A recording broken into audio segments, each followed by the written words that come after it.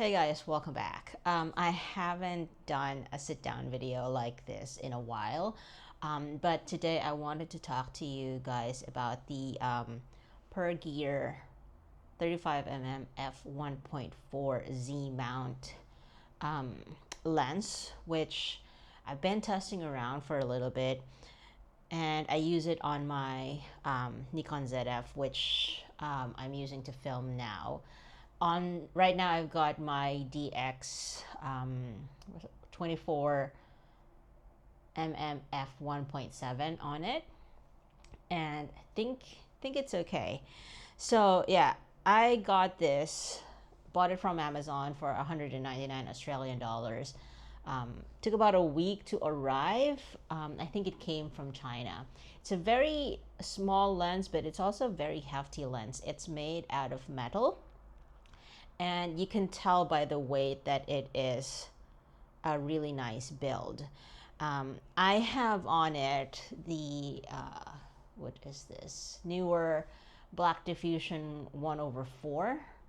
The filter size is 43 mm, and so just to give you a good look, that's what that looks like. And I like that it has an aperture ring and it's manual focus. I own only one other manual focus lens, and that's my Laowa 60mm macro lens. And I really enjoy using that when I'm doing macro photography. But I have never used a manual lens for street photography, and so I thought I'm gonna test it out. It's not a lot of money, and coming from Amazon, I can return it if I don't like it. So here are my initial thoughts as a newbie in using manual focus lens. Um, as you can tell from the shape of it, it tapers in, tapers upwards. And this is your focusing ring, and this is your aperture ring. It clicks, the aperture ring clicks when you turn it. I'll put that closer to the microphone so you can hear it.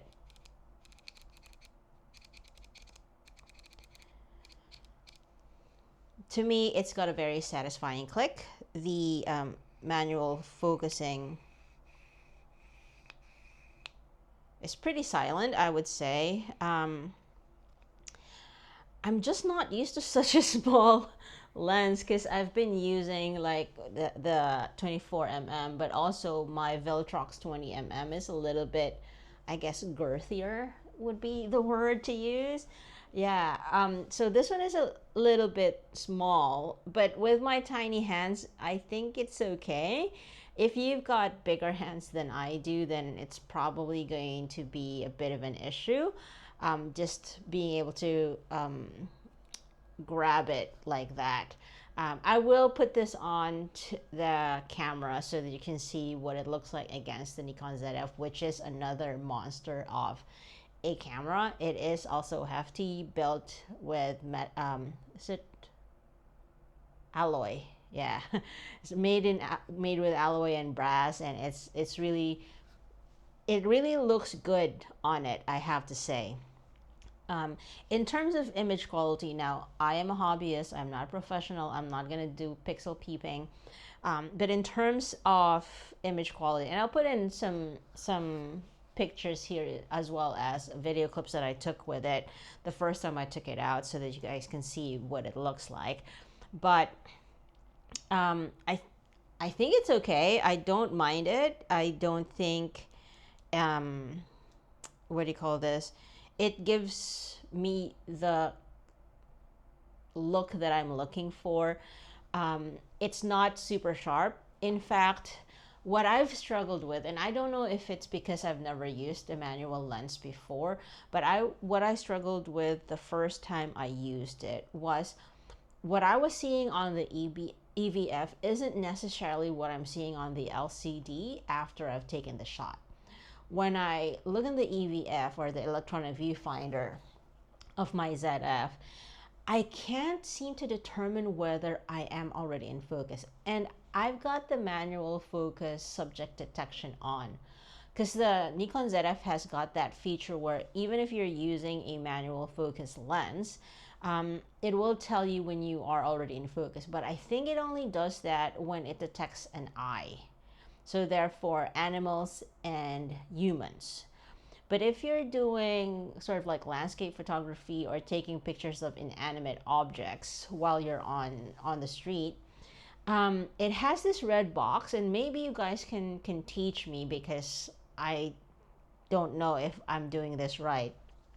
It has a red box. It never turns green, but I get I get pictures that are in focus, or at least the areas that I want to be in focus are in focus. It's hit or miss. I've had some instances where I thought I was already in focus, but I wasn't. And when I zoom into the picture, I can see that it is blurred and out of focus.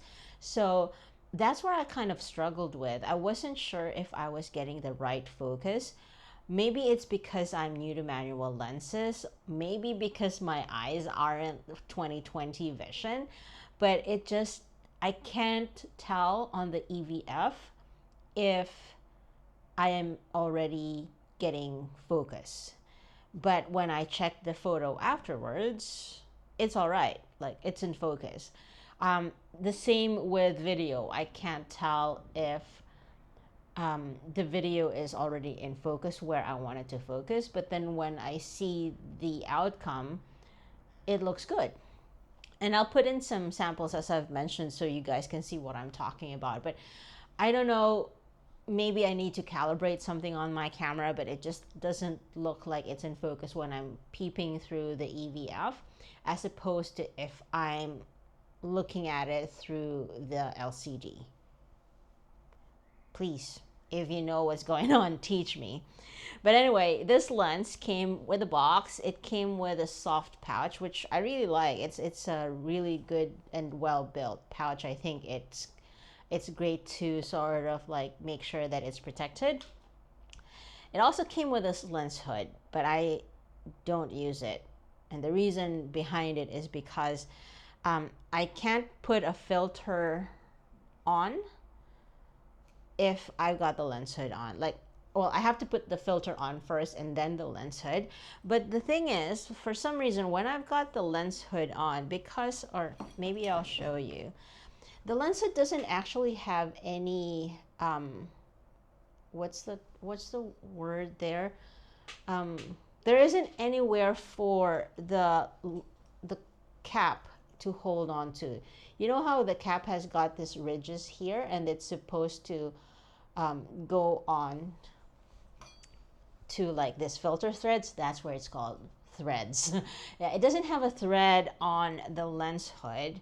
So when I try to put this on, it doesn't really sit right. And it just keeps coming off. Like, there is no security that it's gonna stay on. And because of that, I don't use this anymore. The other reason is because it just adds length to, it just adds length to the lens. And I bought this lens because I like the size of it. I don't want it protruding too much against the camera body. And with the lens hood, it doesn't really, and honestly, it doesn't really help much. Like, you can still get light through those holes on the lens hood. So yeah, I don't know.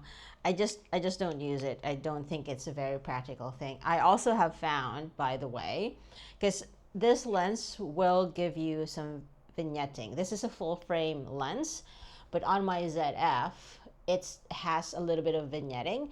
But if I put the lens hood on, you can tell that the vignetting gets worse. So that's one of the reasons why I don't use it.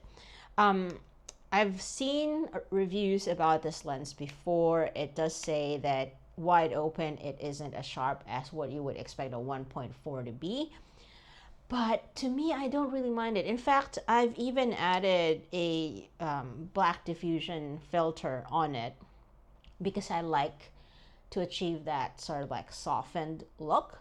I feel that gives it a little bit more of a vintage vibe, and that's what I'm after. I also, in the pictures that you would have seen, the picture profile that I chose for that on my Nikon ZF is the Dream picture profile. I think it might be the first or the second picture profile after the standard ones. So I use that, but with the effects only at 50%, not at 100%, because I feel the 100% is a little too hazy and halo-like. It looks obviously fake, so I brought it down to 50%. Auto white balance and everything else is sort of like the default setting on the ZF, and this is how it looks. I am filming using that dream picture profile. I find that it gives me that vintage look that I am after. So I pair my ZF with that effect, or with that picture profile, with the Pergear 35 f1.4 in the shots that I've taken. And I'm pretty pleased with it. It is heavy. It is heavier than my actual, the one that I'm filming on, which is the 24mm. But the 24mm is made out of plastic, and this is metal build. So that's it. Those are my like first impressions about the Pergear lens. Again, I am not a professional. I don't make money out of photography or making videos. I just really like cameras, and I like using them for photos and for videos. And so I don't mind the softness. I don't need it to be perfect. In fact, I think nowadays people are after the character of the photos and not perfection or clinical look, you know. So I thought, you know, I'm gonna give it a try. I haven't done manual lenses before other than my macro photography, and I feel like I might start to get used to this, and I really like how it sort of like slows down my process, makes me think of the shot that I want to take, the composition of the photo that I want to take, opposed to the autofocus where everything is just so quick. Now, in saying that, I did struggle with adjusting from being able to see that green square go and say I'm in focus. I did struggle with having, because I usually would do a half press to make sure I'm in focus before pressing the shutter, and that doesn't do anything when you're using a manual focus lens unless you are focusing on a person or on an animal and on their eyes. And so that took a little bit of getting used to. I'm still playing around with the lens to see if I want to keep it. But so far, so good. Now, I'll give it maybe a week or two before I make a decision on whether I keep it or not. It's not a big deal if I do keep it, because it's not that expensive. And if it gives me the character of the video or the pictures that I want to get, then I'm very happy with that.